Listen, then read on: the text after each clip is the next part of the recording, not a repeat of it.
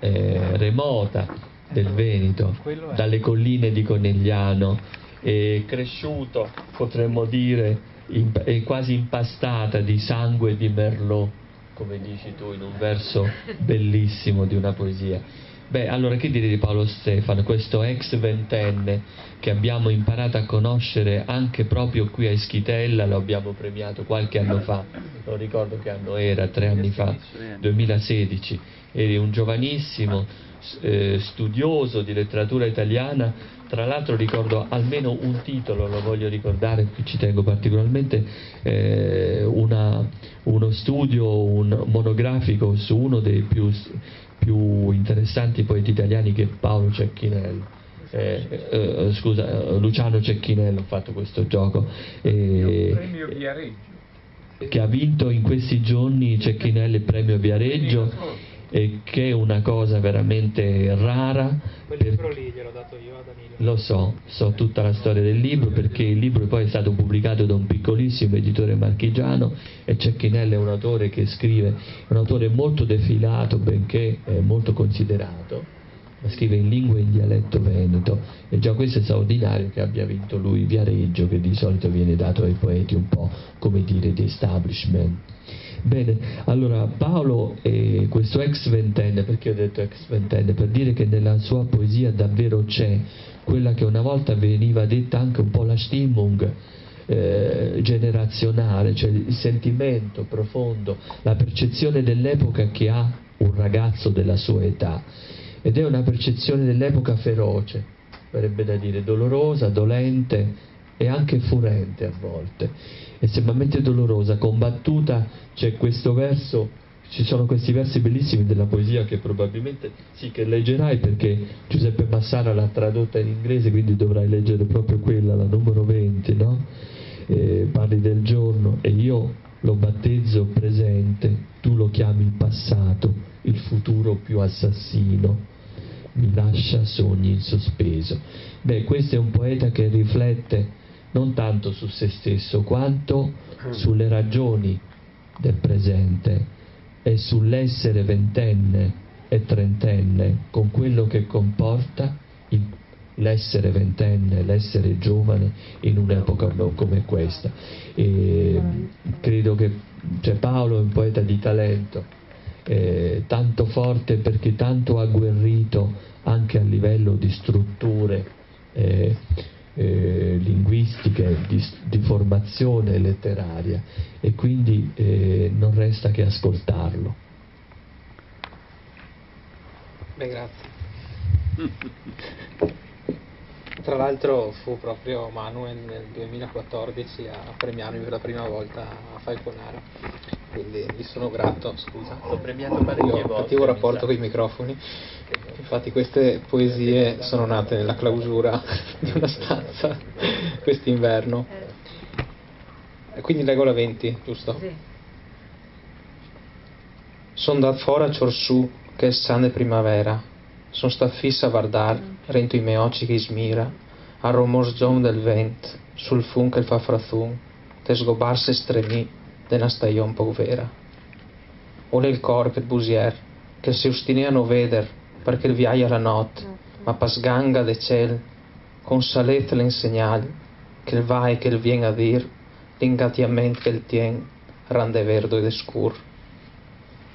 Al se levan rival, al var alta la luna, ma des ho il sol per sora, al faghetar semente de tre rover da santi, rio pregar pa noi altri, del pipaz che ho davanti, che il mette in forse il di, e mil battite in co, tite che dis passà, al doman pisassin, al meassa, in sogni in prest.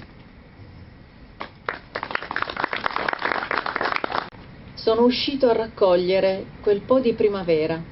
Sono stato fermo a guardare dentro i miei occhi che osservano il rumore gonfio del vento, sul fumo che si frantuma nel chinarsi fremente di una stagione poco vera. O è il cuore, quel bugiardo, che si ostina ancora a non vedere perché viaggia la notte, ma per brama di cielo, quando un salice è il segnale che si alterna nel dire l'intreccio che tiene rami di verde e di oscuro. Si sopralza una sponda, avrà alta la luna, ma ora ho il sole sopra, fa germogliare i semi di tre querce giassante in preghiera per noi. Nel più mondo che ho dinanzi, che mette in forse il giorno, e io lo battezzo presente, tu lo chiami passato, il futuro più assassino mi lascia sogni in sospeso. Bellissimo. Tante voci poetiche così diverse da tante parti d'Italia e di così alta qualità, e quindi sono contento di aver sentito che questo giudizio è condiviso, che il premio è così cresciuto negli anni da essere diventato quest'anno davvero sorprendente per diciamo il livello alto che la media dei selezionati ha raggiunto. E colgo questa occasione anche per fare una riflessione che mi pare opportuna, e prendendo lo spunto proprio da quello che è stato detto nell'ultima fase della presentazione del libro di Vincenzo, no? Cioè, riprendo questa espressione che ha usato Anna Maria della, come detto, feconda mutevolezza. Ecco, questa feconda mutevolezza può essere applicata alla lingua in generale, no? Cioè la qualità metamorfica che ogni lingua ha di esprimere il senso. Noi pensiamo che la lingua sia un materiale stabile, non lo è affatto, cioè grandi lingue letterarie sono sparite, si sono trasmutate in altre sono nate. La lingua che noi parliamo è un fiume in continua metamorfosi e dipende dalle scelte dei parlanti. Quindi questa è un'arte che è fatta di un materiale che, come dice Vincenzo, anche sono vento e nuvole, no? È questa la lingua.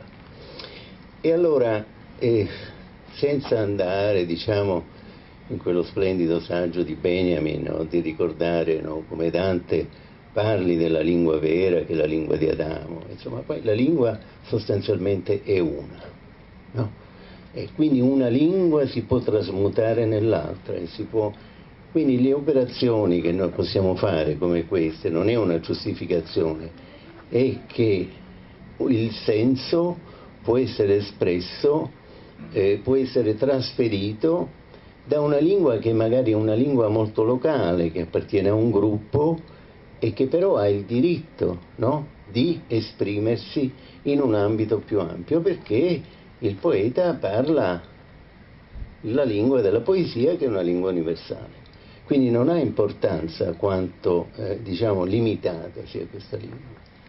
E allora noi possiamo prendere questo testo, per esempio, che è un testo molto complesso per la sua costruzione, e quindi, diciamo, un poeta così giovane ha saputo usare lo strumento linguistico, che d'altra parte il Veneto ha un'antica tradizione, quindi diciamo non è proprio un dialetto, è una lingua particolare che ha una sua nobiltà, ma comunque qui ci sono dei versi che hanno delle cesure, dei versi lunghi che hanno delle cesure e che sono usati con un certo criterio. Quindi per esempio io qui ho usato dei pentametri, degli esametri, cioè un distico elegiaco che si alternano e che però dove la cesura è mobile, cioè cade dopo il terzo piede o dopo il secondo piede e a versi alternati. Comunque questo è il risultato del numero 20 che è stato letto. To gather such a spring I went out, watching still inside my looking eyes the wind's swollen noise against the smoke breaking up in this untrue season, quivering and bending over. Oh, is the heart, that stubborn, blind liar, traveling by night and yearning for more sky. When the sign is a willow, alternating in the telling of what's twisting the dark and green together. A bank swells, he'll have the moon above. A bank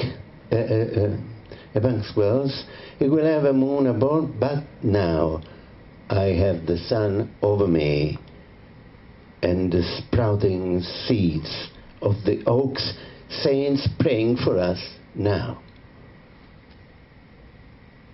In the worst, facing me, questioning the day which I baptize the present, and you the past. The killer future leaves my dreams pending. Caso un felice ritorno. Lo dico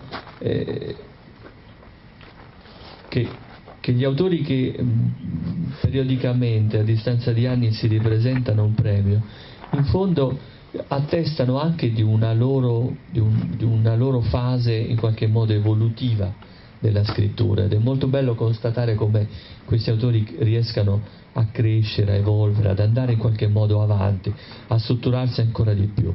Allora, Francesco Indrigo viene dalla provincia di Pordenone, da San Vito al Tagliamento. È un'area a forte, a forte presenza letteraria. È un'area che naturalmente, è votata alla poesia. Sono molti gli autori notevoli della poesia contemporanea che vengono da quella zona e che vengono da Friuli Venezia Giulia in genere, come anche dall'Alto Veneto. La poesia di Francesco Indrigo è una poesia,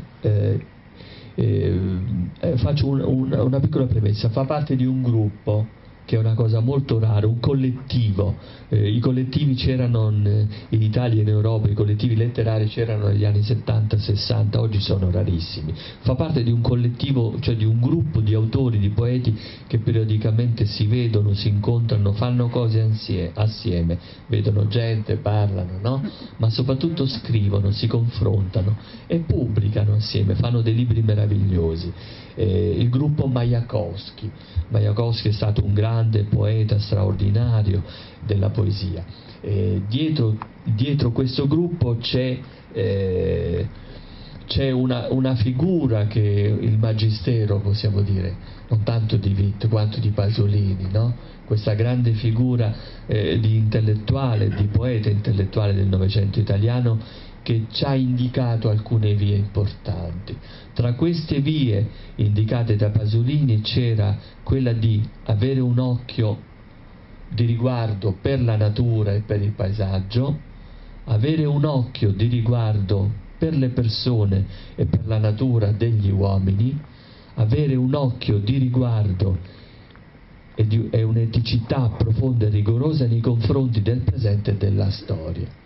Tutto questo si ritrova nella poesia, per altri versi, per altre vie e con esiti ovviamente differenti e autonomi, nella poesia di Francesco Indrigo. Nella sua poesia c'è ospitalità, non solo per una lingua minoritaria che è il suo dialetto, ma anche c'è un'ospitalità per gli esseri marginali. In una poesia bellissima che trovate sulla rivista, su questo numero di Periferie, c'è per esempio l'episodio in cui l'autore acquista un paio di calzini da un venditore ambulante per strada. Ma poi c'è l'essenza vera del suo essere poeta, anche il suo significato del suo essere poeta oggi, no? E anche l'orgoglio è espresso da questo verso: potendo tradurre il mondo. Ecco, potendo sta sia per potenzialità che quanto per possibilità, quanto per avere l'arte di riuscire a tradurre il mondo, la consapevolezza di poter tradurre il mondo. E il testo, questo verso, questo testo